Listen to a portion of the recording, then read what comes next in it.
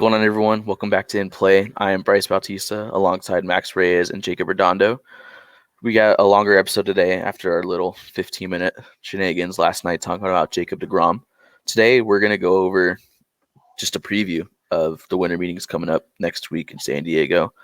Before we get into that, though, just want to highlight some of the moves that are been made the last couple of days that we didn't really get to talk about.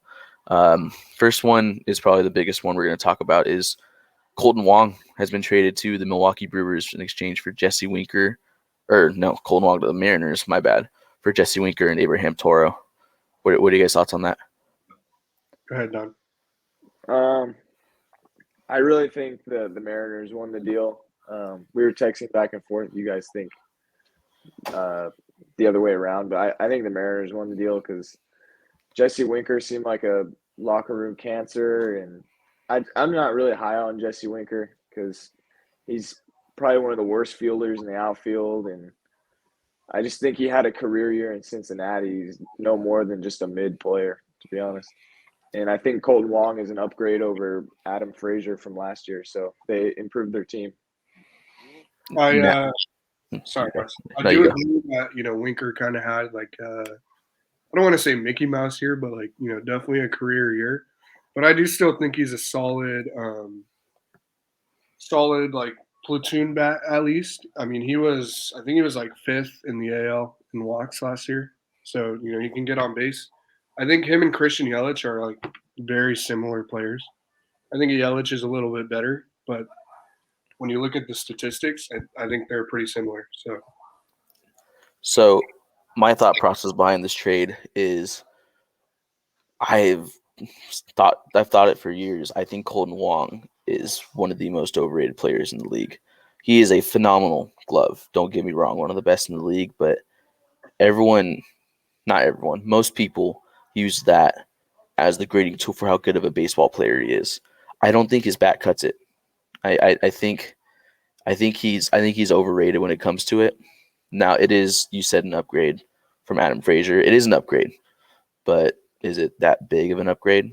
Because I know Adam Frazier is not the greatest player, but so is Kolten Wong, in my opinion. So yeah, I think I also was telling Max this. Seattle has an eye for mid left-handed hitting second baseman. As Adam Frazier, Kolten Wong, D. Gordon was pretty mid when he was there, and Robinson Cano. I mean, I wouldn't say mid, but come on. So, yeah, I don't like the trade for the Mariners, but I do like the trade for the Mariners just because they got rid of Jesse Winker, who didn't have a spot in the outfield after the Teoscar Hernandez trade. They got rid of Abraham Toro, who didn't have a spot in the infield because who was at third base? Suarez? That's who. I was blanking so hard right there. Yeah. Eugenio Suarez at third. You've got J.P. Crawford at short, possibly one of the big shortstops coming in. Toro didn't have a spot in the infield. So you traded 2 bench pieces for a starting second baseman now since you lost Adam Frazier. And I love this trade for the Brewers. You're taking a flyer on Jesse Winker to go back into the NL Central where he thrived with the Reds, and you're putting him on a team that's – we don't know what the Brewers are doing, if we're being honest. I mean, they made an earlier – the trade Hunter Renfroe. He's going to slot in the outfield for Hunter Renfroe. So, and Abraham I don't think Toro – the Brewers know what they're doing. Yeah, I don't either. And we'll get into that when we talk about the winter meetings because they have some big names that are reportedly on the trade block, but we can get that in a little bit. But yeah, they get a guy like Jesse Winker who thrived in the NL Central, had a down year with the Mariners, goes back to, I would say Milwaukee's a hitter's park. I mean, you saw an MVP year from Christian Yelich there, then he went to a bag of bricks. And you're getting a young, underrated infielder in Abraham Toro. So it wasn't a bad trade for either side. I think the Brewers win it, though. That's just me, though. Mid for mid. Yeah. Nothing crazy. Mid. I could see Wong platooning with another free agent. I picture Elvis Andrus, a right-handed hitter, platooning with him. Same type of player, I don't. That's a pretty solid platoon for second base too. And I mentioned with them in the shortstop market, they go get a guy like Dansby Swanson or Trey Turner or someone like that, you still got J.P. Crawford at shortstop. So Right. do you platoon Colton Wong and J.P. Crawford? Do you move whoever the guy you're signing somewhere else, which I don't think happens? It's a good fit for the Mariners because if they miss out on one of the big shortstops, they can still insert Colton Wong at second base. He's a Gold Glove second baseman. It's not bad for them. I just think the best thing for them is to go get one of those shortstops. And I think Dansby Swanson's the guy there, but we can get into that in a little bit. Yeah, you said it best. It's a mid for mid deal. Wong is mid in my opinion. Jesse Winker had a mid year last year. He can improve though. The big piece in this for me is Abraham Toro. I mean, you saw he was good in Houston, traded to the Mariners in that weird Kendall Graveman trade, was good with the Mariners in depth capacity. Maybe he goes to the Brewers now and just shines. I don't know. We'll see what happens with that. Anywho, other deals, I mean, relievers, starters, some pitchers who don't know what role they're in are off the board now too. Zach Eflin to the Rays in the largest contract in Rays history, which is pretty shocking as it's only a $40 million contract. It just shows you how crazy the market for starting pitchers is right now. Yeah, exactly. And how bad the Rays have been in free agency lately, but how good their developmental system is. So Zach Eflin to the Rays, it's a weird deal from my opinion, but I don't know what the Rays are doing either. Chris Martin is a Boston Red Sox, had a decent season. The Dodgers, I'd say, is really known for his time in Atlanta, but he goes to Boston after they missed out on Zach Eflin. Matthew Boyd has gone back to the Tigers in what I think is a massive overpay. He got $10 million to go back to Detroit, and I know he had his best year with the Tigers, but you're paying $10 million for Matthew Boyd. Like, it is only 1 year, though. It is only 1 year, but you're paying $10 million for Matthew Boyd. If he's good, you'll just flip him at the deadline. If not, then you haven't got to re-sign him. It also depends on where the Tigers are at. And then lastly, Kyle Gibson is a Baltimore Oriole, another weird move in my opinion. Orioles are an up-and-coming team. Kyle Gibson, I don't know if he's a starter or a reliever, but anywho, he is now part of that pitching staff. Anything in those deals stand out to you guys? The Eflin one, I think Eflin will probably thrive in Tampa Bay because pretty much every pitcher thrives in Tampa Bay. And I think I said it last night on our DeGrom show that he'll be protected and he'll get like 4 or 5 innings and the relievers will come flying in. So yeah, absolutely. They're going to play the analytic and matchup game, so he'll be put in right spots. So yep, Eflin is filthy too. Yeah, he's pretty good. Yeah. Former Padre, we know him. Talking about DeGrom, I kind of forgot to bring up a point last night with what the Rangers are looking like in the future. I totally forgot to mention that they re-signed Martin Perez this offseason. Really underrated move for them. And they have some top pitching prospects coming up in the minors. Jack Leiter, Kumar Rocker, Cole Winn. I mean, they got a good couple of guys coming up. So I just want to add that on. I think the Rangers are in a good spot. The only thing, though, is when these guys like Jack Leiter and Kumar Rocker come up, that DeGrom's going to be like 37 years old.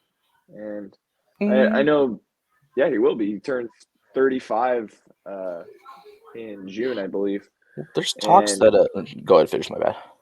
Well, Jack Leiter struggled like really bad. I haven't kept up with Rocker, but Jack Leiter's been getting raked off of. So he's going to be down there for a year or two.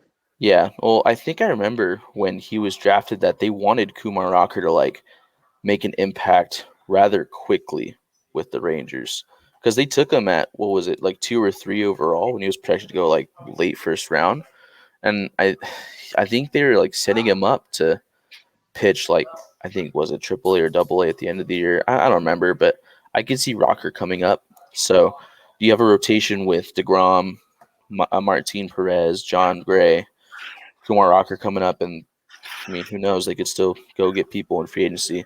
They've spent $750 million on 3 guys, but what's that going to stop them? Right. Yeah. All right. You guys want to get into like the Bogarts and Turner stuff? Yeah, 'Cause let's get I'm dying to talk about it. into winter meeting stuff.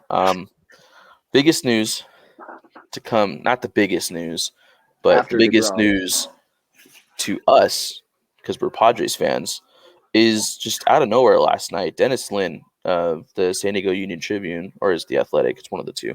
The Athletic. He puts out a tweet saying the Padres have met in person with Trey Turner twice already.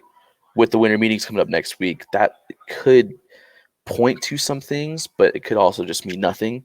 But still, this is a guy, Trey Turner, who is the second best shortstop in baseball when Fernando Tatis Jr. is playing. Still can be argued one or two. I think Tatis is the best. But this is a guy the Padres drafted, traded for Will Myers, and still one of the worst trades in Padres history. And they have a shortstop, Tatis. They have Kim. They have Cronenworth. They have Machado. So they could go get a guy like Trey Turner, but the financials doesn't look right, especially if they're trying to re-sign Juan Soto. And where is Trey Turner going to play if they go get him? I want to hear your guys' thoughts on that. Go ahead, Max. You go ahead because I'm still thinking about something. There's a lot to take in with the whole Turner and Bogart situation. I'll talk about Turner first. The fact that they met with him twice tells that there's at least a little bit of interest from Turner coming here, and the money wasn't like disrespectful in a way, like they gave him like a 2-year deal, you know. To meet twice shows a lot, in my opinion. I also read in that same article neither of the meetings were in San Diego, so it might be more of the Padres feeling out the deal more than Trey Turner feeling out the deal. When it comes to Bogarts, I think it's a better possibility that he comes to San Diego than Trey Turner, because Trey Turner is going to make, I think they projected around like $268 million, and I just don't see where the Padres have that money. I think Bogarts is around 200, probably a little bit less than 200, and I think he slots in a little bit better, being Dominican with Manny, Soto, and Tatis.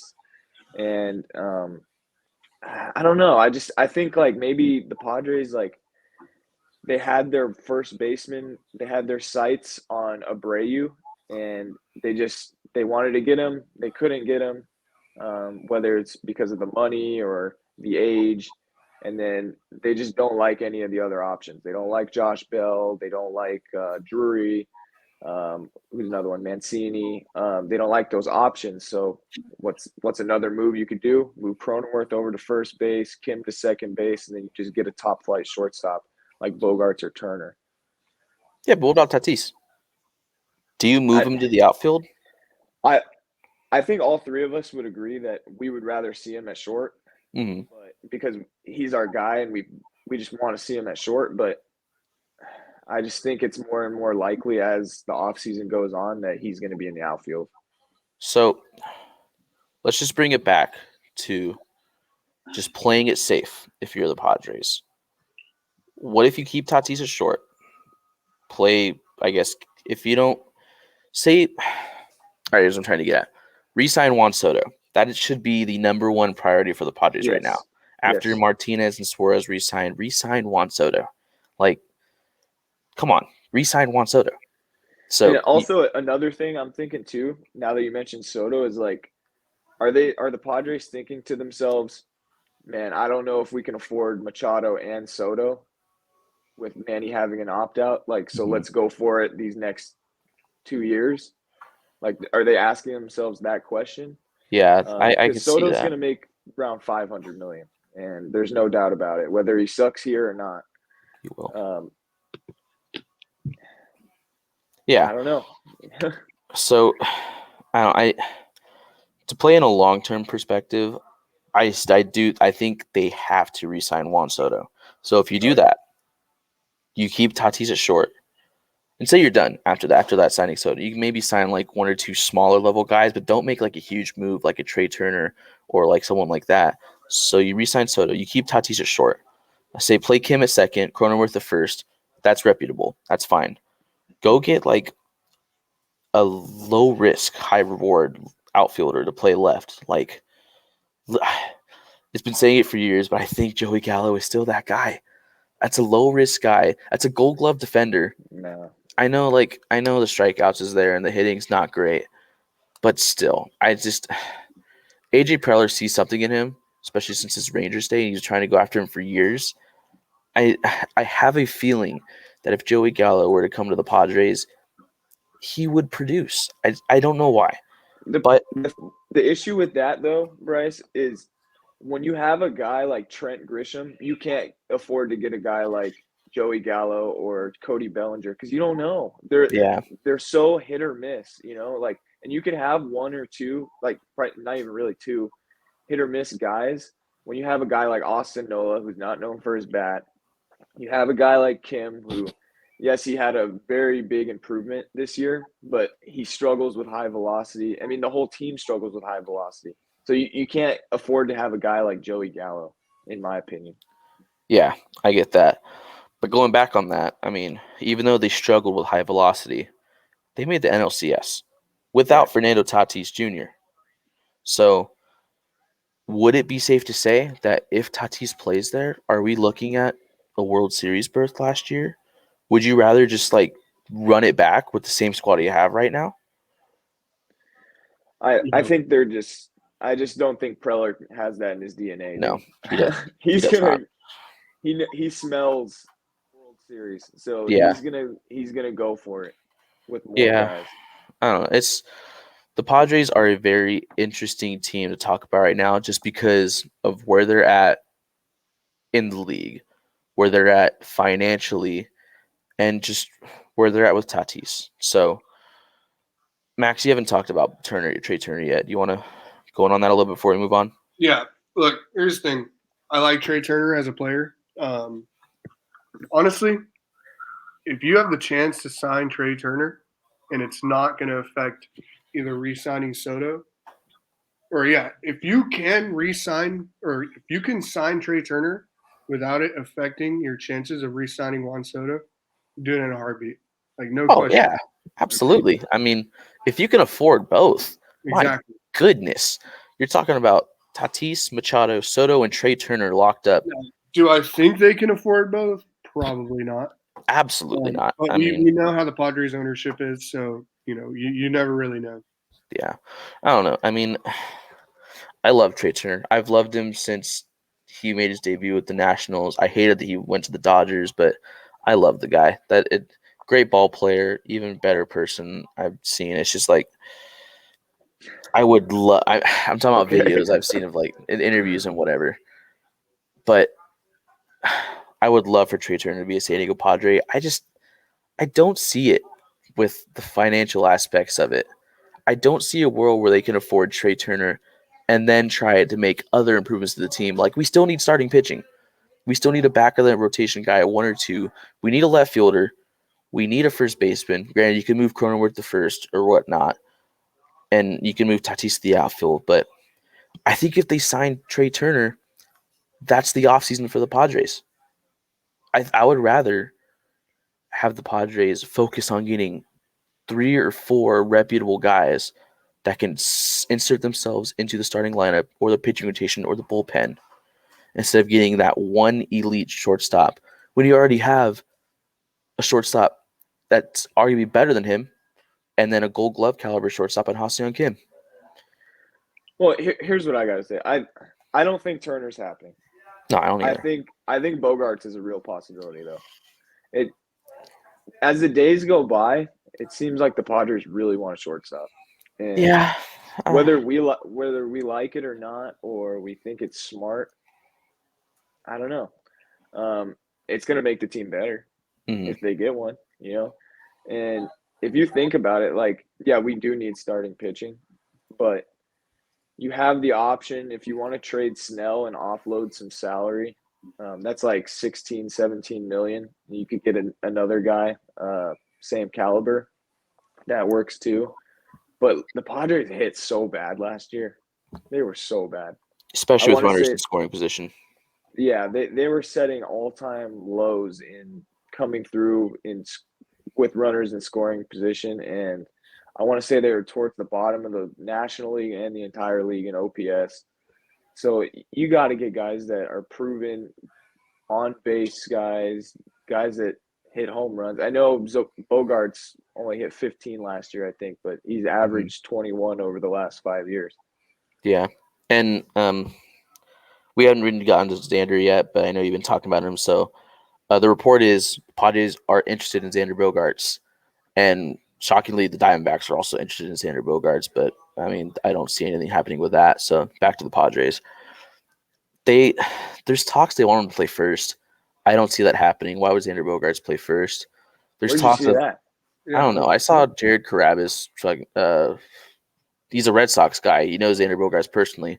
I keep seeing him on Twitter saying that the Padres want Xander to play first. So Dude, I don't he know where does not know anything. I No. I don't know. I'm taking it with a grain of salt. But just because he is a Red Sox guy, he's close friends with not close friends. He's friends with Alex Cora. He's friends with like the organization or whatnot. He knows Xander Bogaerts. They talk. It's rumor. It's a report. I guess I don't know, but still. Anyway, Xander Bogaerts has gotten interest from the Padres, and I think he's interested too. But I don't know where to go with that. How could you not be interested? Yeah, how Yeah. could you not be? Look at Exactly. what It he's seems doing. like it really seems like no one else is interested in Bogart. So like, why not go knock on his door and see what he wants? You know what I mean? I wouldn't say that. I think a lot of people are interested in Bogaerts. But It you're doesn't looking at seem guy. like it. I know it doesn't seem like it, but that's because you got Carlos Correa and Trey Turner ahead of him in free agency. And then other teams are prioritizing Swanson too. It seems like Bogarts is like really like tied to the Padres. Like from what I've seen. I've seen Padres, I've seen Cubs, and I've obviously seen Red Sox. So I still I think just it goes don't back think to the the Red Sox. relationship with the Red Sox is there anymore. I don't know what the Red Sox are doing. Like they signed Chris Martin for like $8 million a year, but you can't re-sign Rafael Devers, you can't re-sign Mookie Betts, you can't sign Xander Bogaerts. Like, what are they doing? I don't I get think it. I think they're still trying to re-sign Devers and Xander, but I don't know. I don't know what they're doing either. I mean, You know what I'm thinking too? Like, if the Padres were to get a guy like Bogarts or Turner, like, man, I'd feel comfortable getting those guys because, like, obviously we love Soto, we love Tatis, we love Manny, but they all got huge personalities. I feel like we just need a guy that's just gonna come in here and play. You know what I mean? You guys get what I'm saying? yeah. Yeah. It's just like, I don't know. There's so many gimmicks on the team. Like, Yeah. I just feel like Bogarts would just slide right in like perfectly.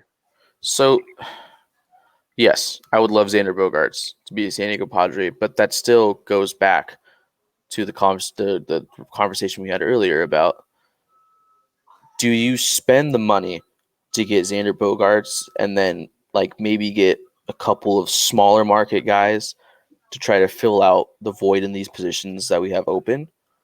Or do you just not worry about getting a shortstop when you have Fernando Tatis Jr. coming back in late April and go get guys that can be role players, that can be like just not elite, but like good, solid hitters on your team or pitchers on your team? I don't know. Like, I love Hassan Kim, but like, I think he's traded if you get one of the guys like Turner or Xander Bogaerts. I'm either thinking him or Cronenworth is going. Yeah, that's the report too. I mean, It's just, I think and- like you can't. I mean, you can't really rely on Tatis as much as we love him. He does like stupid stuff all the time to get himself hurt. Like Yeah. when he gets himself hurt, it's like not doing something that is just like a normal baseball move, you know? Like I remember one time he separated his shoulder going into third, like on a dumb play. It was against the Rockies. I don't know if you guys remember, but I don't. yeah, it's just. And then if you have Kim at short, I just don't think it's a championship caliber team with Hassan Kim at shortstop. I mean, he's a Gold Glover, but he bats what, 220, 230 a year with like maybe 10 pops over the fence. Yeah, we love his energy and everything, but like I fan would favorite. rather have Kim just plug in on like days that we have Manny DH or Tatis DH or Cronenworth DH. You know, All right, so let's say this: at the end of the day, do you sign a Trey Turner and a Xander Bogaerts, and then go get a guy like Robbie Grossman to play outfield, or like bring a Sean Manaea back or whatnot? Or do you focus on getting a guy like a Rodon or a Bassett or a Kodai Senga, and then go and get another guy like a Trey Mancini, or get Brandon Drury back? I forgot about him. And then like get another guy like that. It's just, I think the Padres should not worry about getting a big name guy like that. Try to trust Tatis. I mean, I know he hasn't played a game since, what was it, mid like summer of 2021. He may have learned his lesson, he may have not. We don't know. Let him figure it out. He's got Manny on the team. He's got Soto on the team now.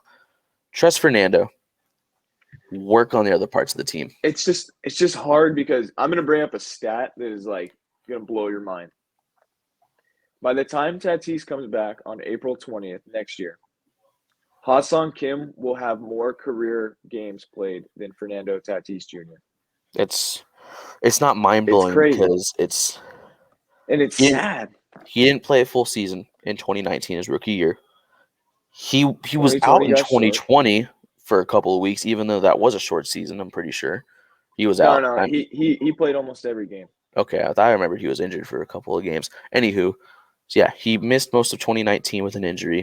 2020 was a shortened season, and then he misses like half the year in 2021, and then he's suspended in 2022.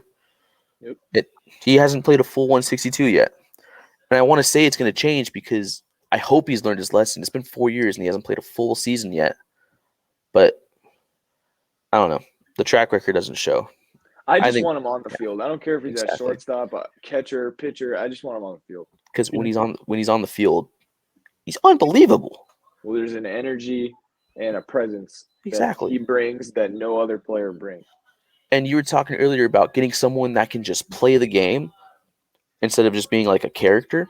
When Fernando's on the field, that's Manny. You saw in Right. 2020, even though it was a shortened year, Fernando was bat flipping and hitting on 3-0 counts, just causing a stir. Manny finished right behind him in MVP voting. Ahead of him, actually, in the pandemic season. Okay, I think they either were way. third and fourth. Either way. Like, the best thing for the Padres now is to get Fernando back on the field and build around that, because Right. you signed him to an extension because of that reason. That is the face of the franchise. And all the people saying trade Tatis can shut up. They don't know what you're talking about. It's not happening. He's not getting traded. First of all, he has a no trade clause, and Exactly. the world would flip upside down in San Diego if he got traded. If the Padres traded Fernando Tatis Jr., I don't see how I could like be a fan. Like, No. you're basically giving up if you want. I know you still have Machado. I know you still have Soto. But this kid's 22, 23 years old, and he's still like, he's got the world ahead of him. No players are on this team if Tatis is not on this team. Manny Exactly. doesn't come here. All these, like getting Darvish, getting Snell, that doesn't happen. Trading for Josh Hader doesn't happen. Trading for Juan Soto doesn't happen. People like to bash him for the stuff he's done and being injured all the time. But in all honesty, he saved the Padres franchise from mediocrity. I mean, you could say AJ Preller did by getting him, but at the end of the day, he's the one on the field. He's the one shining.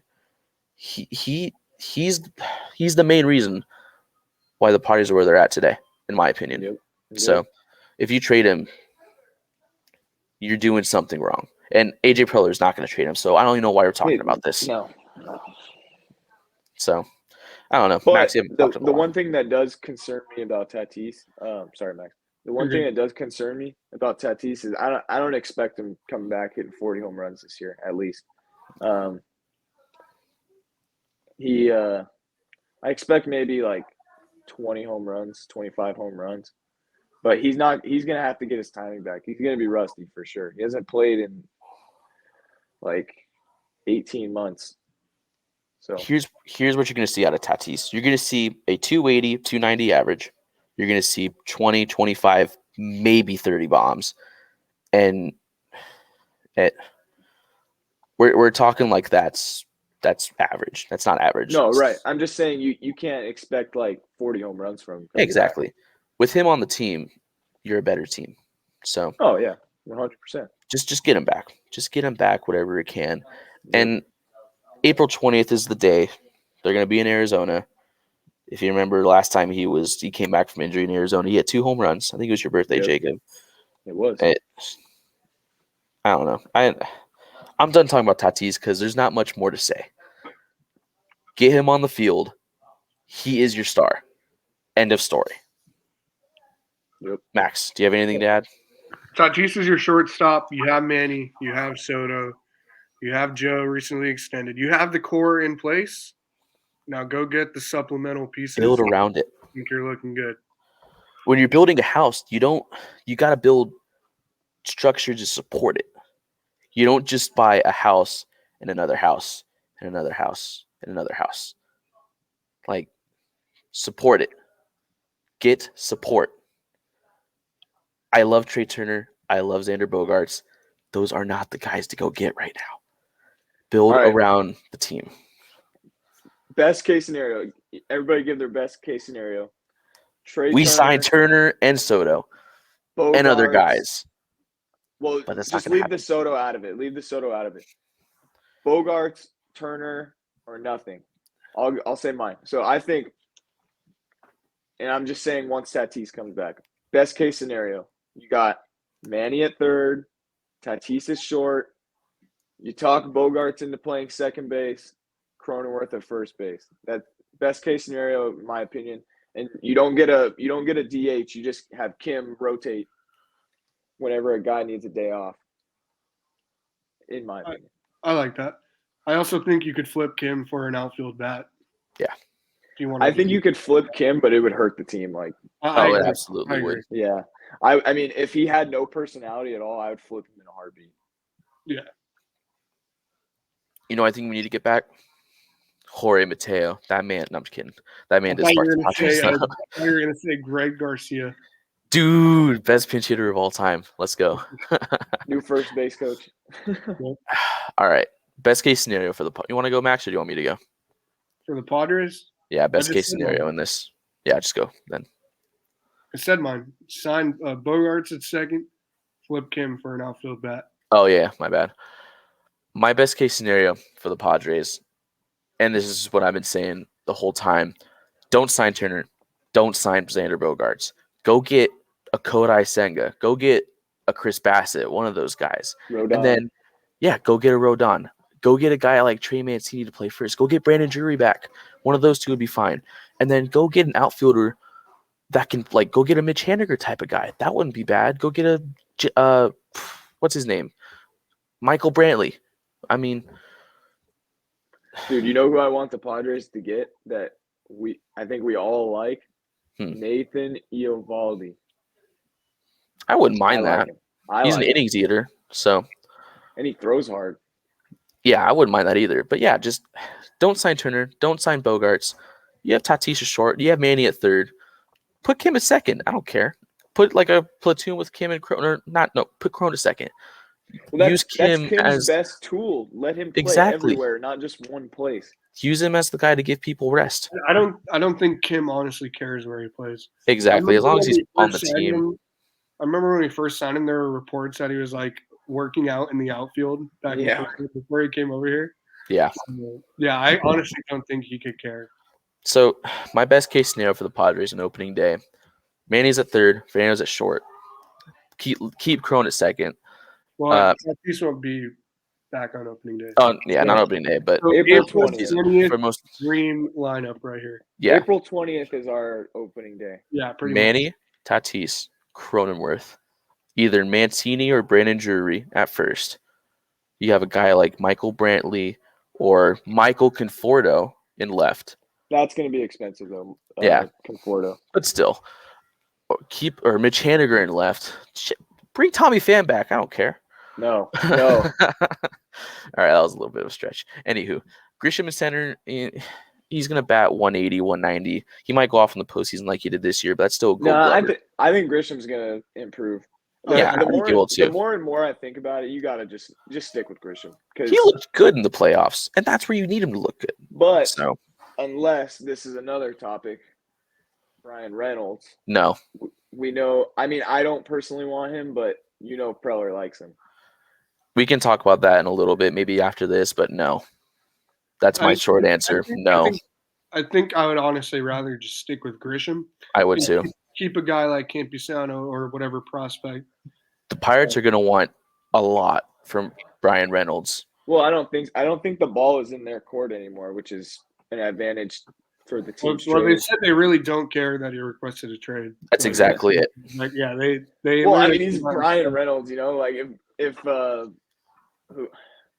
name somebody, Mookie Betts requested a trade, he could sit out. You know what I mean? Exactly. But Brian Reynolds can't sit out. Right. Yeah. Back to what I was saying we can talk about Reynolds after this. Back to what I was saying. Keep Grisham, Gold Glover, and then Soto and Wright.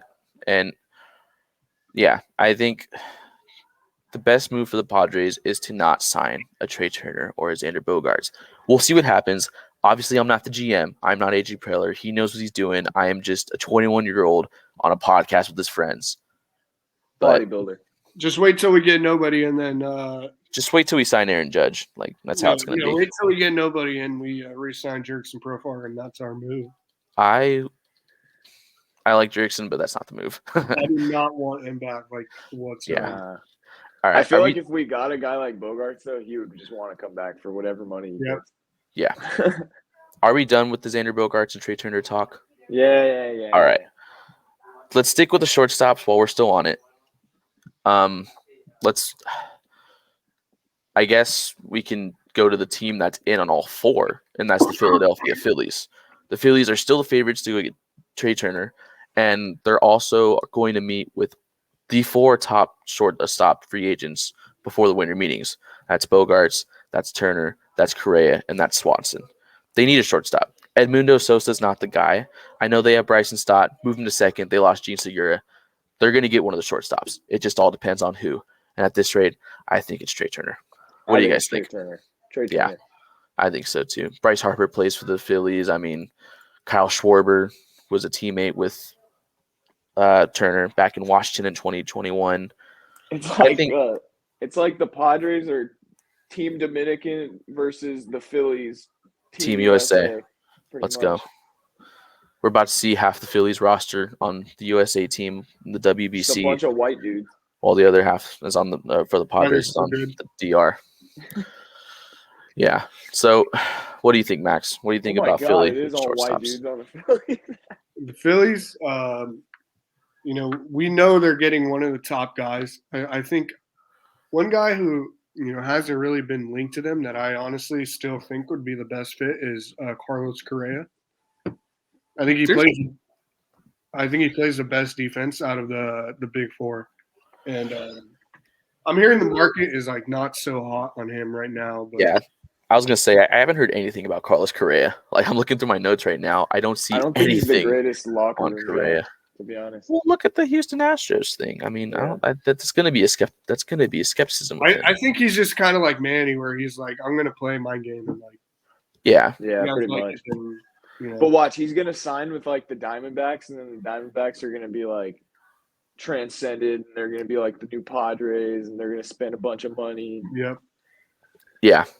So, I think the Phillies are gonna get Trey Turner, or this was reported by JP Morosi, I think today or yesterday. The Phillies and the Cubs are showing active interest in Dansby Swanson. Now, I do think those are the two teams that are probably going to end up getting him. Maybe throw in the Mariners too, because Dansby, his wife, plays for the Chicago's women's soccer team. So that could be like a emotional type of deal for them. Then obviously we were just talking about the Phillies being in on every single shortstop that's relative in free agency. So Dansby Swanson, what are you guys thinking on that? Let me say the Phillies. let me talk about the Phillies. I think there's a possibility they could get Bogarts too because of David Dombrowski and his prior experience with the Red Sox. Yep. But here's what I see the Phillies doing. I see them getting one of the shortstops. I think they're going to get Trey Turner. Mm-hmm. And then I see them getting a center fielder via trade like Cedric Mullins. I mean, even free agency, I could see Bellinger, Kiermaier playing there. God, I had some names in my head. But I on our spreadsheet that we made, I had them getting Cedric Mullins. But, I mean, now that Bellinger is available, I could see him. I could see a guy like Brian Reynolds, too, playing in Philadelphia. But they just need a guy that is probably a left-handed bat. They need a left-handed bat. And a guy that could hold it down in center field because Brandon Marsh solid, but he's Brandon Marsh. He's not any of these guys I just listed. So, Look, I think I wouldn't be surprised to see the Phillies go out and get two big guys. I really wouldn't. Right. Maybe three. We saw what they did last year, and we saw how close they saw how close they were to winning the World Series. So I wouldn't be surprised to see them get a guy like Brandon Nimmo and one of the shortstops. So we know they're getting one of their shortstops. I wouldn't be surprised to see them get like Brandon Nimmo or like a rotation arm or something like that.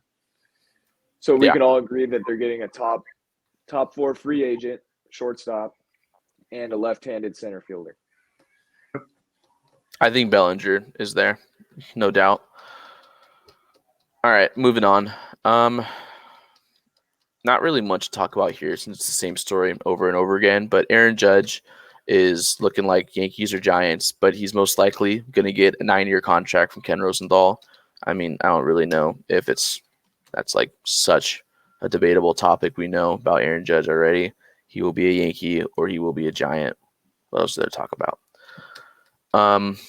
With that, I want to talk more about the Texas Rangers because they not only did they just sign Jacob deGrom, they're one of the 8 or 9 teams that are going after Carlos Rodon. And now I say 8 or 9 teams because that's a huge market, but they're not afraid to spend. They're in on Carlos Rodon. They're now in also on Jameson Taillon, and they're talking to the Mets about a deal for James McCann right now. So is the Rangers a team that's going to be contending next year in the AL West if they make these moves? Or they're probably the most interesting team to me right now in the free agency besides the Padres and maybe the Angels because they've nearly spent $1 billion on a couple of guys and they're still looking to do more. Getting a guy like Carlos Rodon would make that rotation that much better, even though they just signed Jacob deGrom. So, I don't know. What are you guys' thoughts on the Rangers right now? I think I don't think they're going to be like 90 plus wins, but they'll be like fringe 6 seed. Trying to get in. Like they'll get eliminated in like the last week. Yeah. 75 wins. I just don't think they spent like almost $1 billion, but they didn't really get anybody that just seems like that is going to turn the corner. You know what I mean? Like I think Corey Seager's good, but like $325 million for Corey Seager. I don't know. Seager's getting paid more than Manny Machado. Just think about that. And Semion's good too, but I don't know if those two guys on the same team just doesn't make sense to me. If one of them was on the Dodgers or one of them was on the Padres, one of them I don't know anywhere else, any contender that makes sense like the Phillies, that would make more sense to me. But those two together making that much money is just I think it's going to handicap them eventually. In my opinion, I think the Rangers might have rushed it a year or so too early. Because imagine if they make the moves they made for Seager and Semien on guys like Trey Turner or Carlos Correa or Xander Bogaerts or like they just did with Jacob deGrom. You would be talking about two fringe middle infielders helping out a team. You're talking about two elite middle infielders helping a team along with the best pitcher in baseball. So I think Seager is, he's elite. he is elite, absolutely. But last year he didn't show it. So But he had a lot hoping of home runs. But he did hit a lot. He was Semyon good did too. But I mean, or Semyon didn't actually. Simeon sucked. Yeah. Semyon started off horrible, but he actually finished like pretty solid. So I like the Rangers. I like what they're doing. I like what Chris Young is doing. I think they're not done yet. I think they're going to be a team to watch this year. My prediction, we'll go into this more on a later date. They're going to be the Mariners for 2021. A team that's not surprised everyone, but a team that's had doubts of what they're going to be able to do, but a team was on the rise. And I think they'll push for a wild card spot, but they'd be just eliminated in the last week, like Max said. Well, the advantage that the Rangers have, and I think this is why they got DeGrom, is the state income tax. Yep. DeGrom made all that money, and he was going to lose like half of it if he stayed in New York. That's why he left. Yes, absolutely. So they're going to be able to get these free agents' interest automatically, pretty much. I mean, brand new ballpark, teams like showing that they're not afraid to spend money, and then the state income tax. Yes. All right. Still with DeGrom, and talking about the Mets now too. It's reported that the Mets never got to a final offer with Jacob DeGrom, and that's just sad in my opinion because, we talked about it last night. It's Jacob DeGrom. You got to try to re-sign him at least once, or not at least once, but you got to try to get there with Jacob DeGrom, but they just never did. So Well, I think he definitely knew he wanted to leave. Yeah, I think I've read something today that he texted Buck Showalter after he won Manager of the Year, saying how he loved playing for his team this year, and that that this was a business decision that he was leaving. So I think he was going to leave no matter what. But for the Mets to not try to get him back, I think that's an L for them. But now they are pivoting to Justin Verlander. He is now the front and center guy for the New York Mets to go get, and then Carlos Rodon's on there too. But we all knew that already. So Justin Verlander to the Mets, is that gonna be something we see? I think Verlander goes to the Dodgers.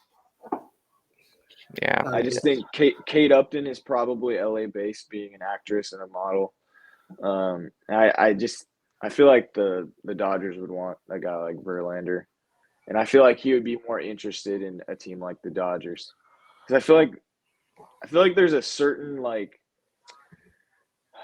I'm blanking on the word. There's I don't know, an opinion around the league on the Mets that they're going to spend money, but in a way, they don't know what they're doing. And the fan base is kind of bad. They turn on you so fast. You know what I mean?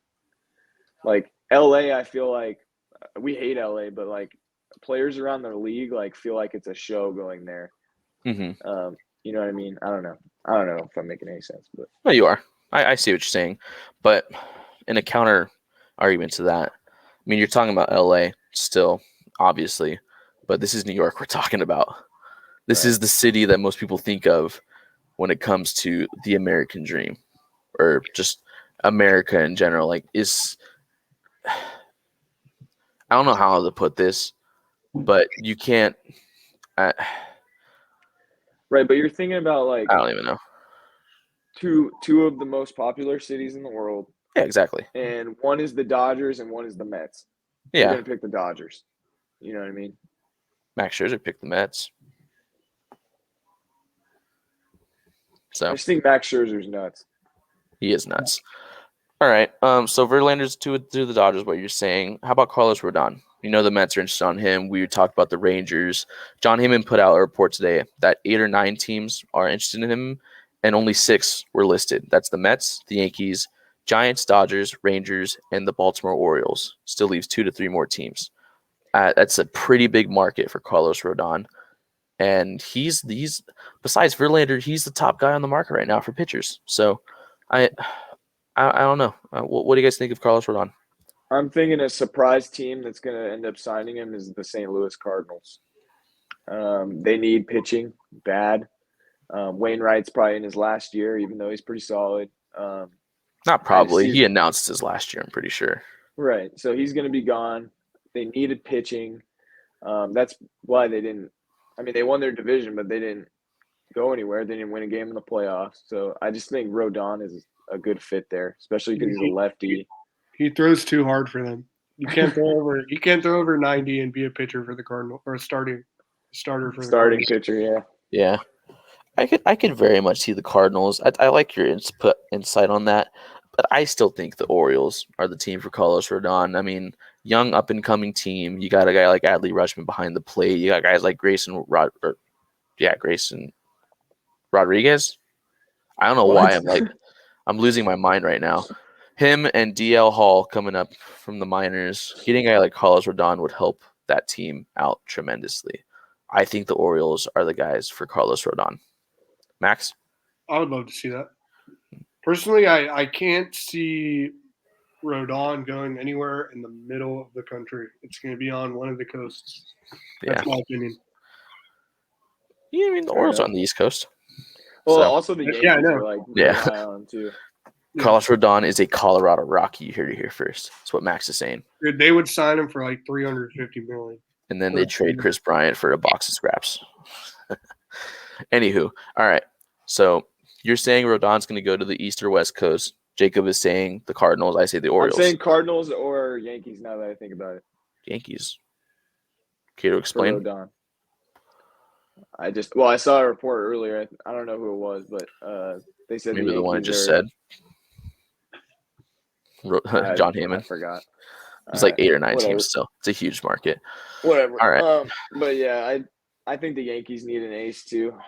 I mean, they have Garrett Cole, but Yeah, I was going to say. Nestor Cortez isn't really him. You know what I mean? He's on ace, but he's a good 3 guy. Yeah, good 3 or 4 guy, but they need a guy like Rodon, and I think a lot of Yankees fans are thinking the same. What if they go get Verlander? I don't think it happens. I mean, Garrett Cole. I mean, they're Well, friends from Houston. Verlander's going to get $40+ million. They're not going to give $40+ million to Judge. They're not going to give it to Verlander. Right.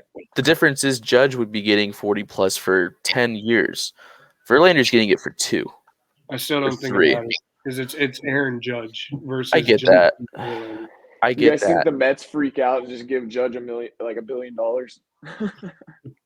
No, I don't think so. I think Brandon Nimmo will be a Met. I think yeah. I don't know. So with the winter meetings coming up, I know these are all guys that could go in the winter meetings, but I think a guy that will go this upcoming week is Sean Murphy. And the team the team I've read is the most active for him is the Cleveland Guardians, which good for the Guardians. I mean, they made the playoffs. They made the ALDS last year. They have a hole at catcher because Austin Hedges isn't the greatest catcher, so we've seen. So getting a guy like Sean Murphy, I think, would help out the Guardians. And they have the prospects, the capital to trade for him. Ahmed Rosario could be a perfect guy to go in that deal for him. I mean, what are you guys' thoughts on Sean Murphy? I think he. Oh, go ahead. Just go ahead. I think he is Yadier Molina's replacement. In St. Louis? Yep. I still think And so too. I think they trade one of their outfield prospects for him as the main piece. So on our spreadsheet that we have for the trade predictions, I do have Sean Murphy also going to the Cardinals, and I have Ramon Laureano going with him in exchange Okay. for a Tyler O'Neill type of guy and a couple of other prospects. Like maybe you see a Matthew Liberatore. Is he still in the Cardinals, right? Did he?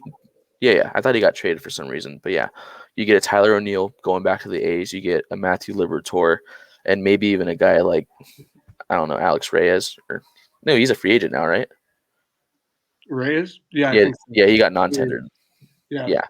So I could see, I do see Sean Murphy getting traded this week of the winter meetings, and it's either going to be the Cardinals or now the Guardians. That I saw that because those two are matches made in heaven for Sean Murphy, in my Also opinion. saw that the Rays are in on him too.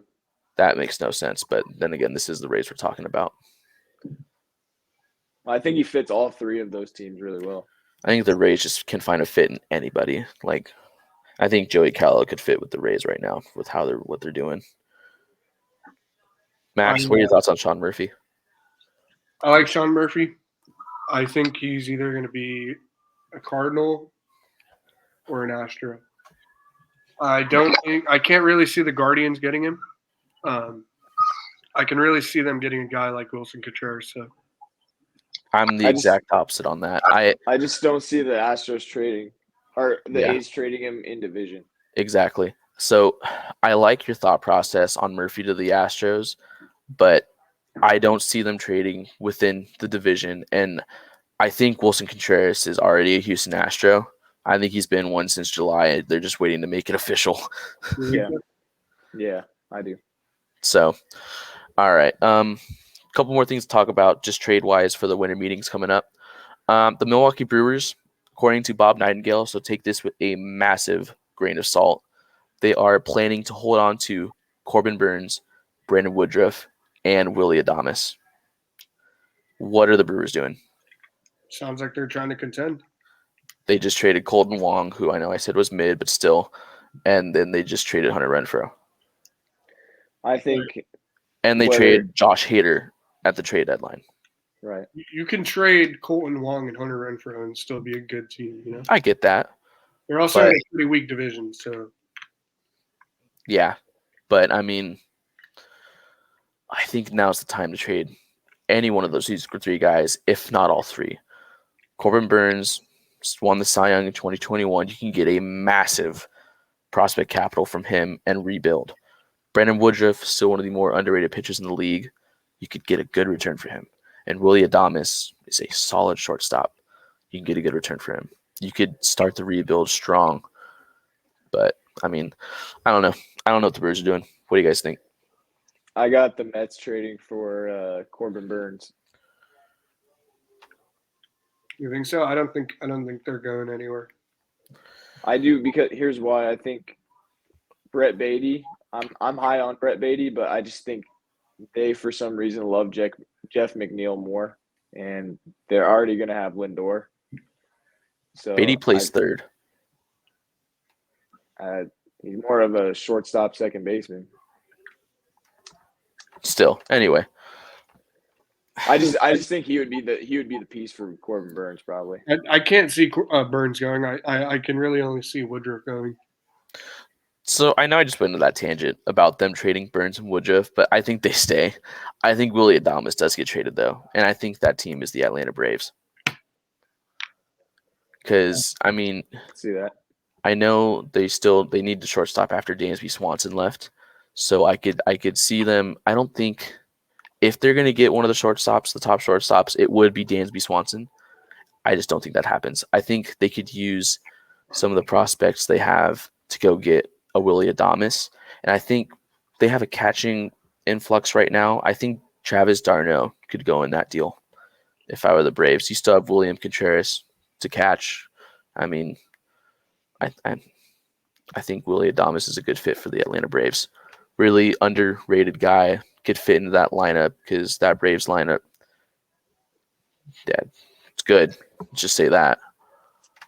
So the other trade I see happening that I could kind of be certain about, I would say I think the Marlins trade Pablo Lopez to the New York Yankees for Gleyber Torres.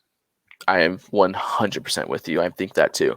I think it might be a little more than that on both sides, but I do think that a Pablo Lopez for Gleyber Torres trade will be happening. And very bold prediction, like an astronomically bold prediction. I think Shane Bieber might get traded. And that team, I think it's the Los Angeles Angels. I just don't think they have any prospects. I don't think they do either, now that I think of it.